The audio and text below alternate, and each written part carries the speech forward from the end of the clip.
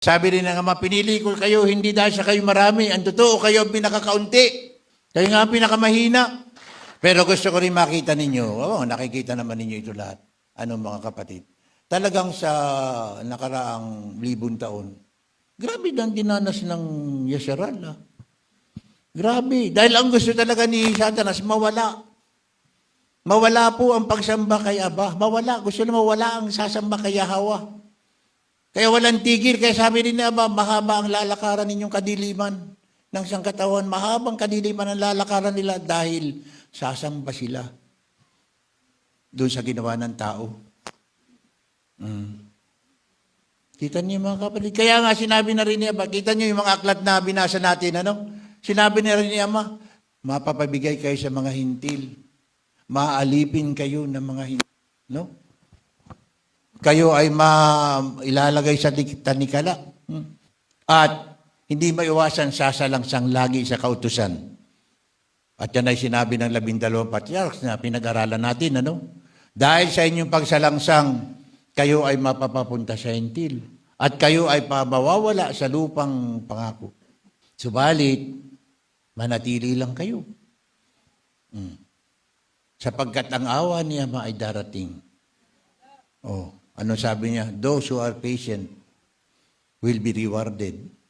Not all the remnants pa rin na makakasama ni Aba. Only the faithful remnants. The faithful. There will be that group, the faithful remnants. These are the true treasured possession of Aba Yahweh. Ibig sabihin, hindi rin kailangan ni Aba Yahweh ng milyon-milyon o daang milyon ang remnants para mag-shine sa buong mundo. At kilalanin ng buong mundo ang paghahari ni Yahweh. Ang kailangan lang niya yung matatapat. And His kingdom will shine. His kingdom will shine and the name of Abba Yahweh will be glorified and they will bow down to Abba Yahweh. They will bow down. Kikilalanin nila si Ama. That will come. And now, sinasabi walang pag-aalay. Kasi yun ang pinakang pundasyon ng salvation ng humanity. Kaya yun ang gustong alisin nila. Gusto nila ang tao talaga mapahamak lahat.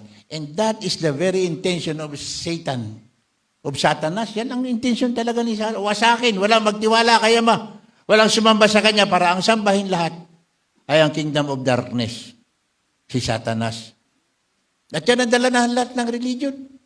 Just imagine mga kapatid. Sa panahon natin ito, tinan ninyo. But this synagogue of Satan, no. They know that the true worship kay Abba Yahweh is sa pamamagitan ng offering, sacrifices, animal sacrifices, sprinkling of the blood in the altar or in the halaran. The very foundation of the Feast of Weeks and the very foundation of the renewal of the covenant, blood. And the very foundation of the plan of redemption, the plan of salvation. So alam nila na talagang pag-aalay, kasiyaan ang salvation. These people, this synagogue of Satan, they know.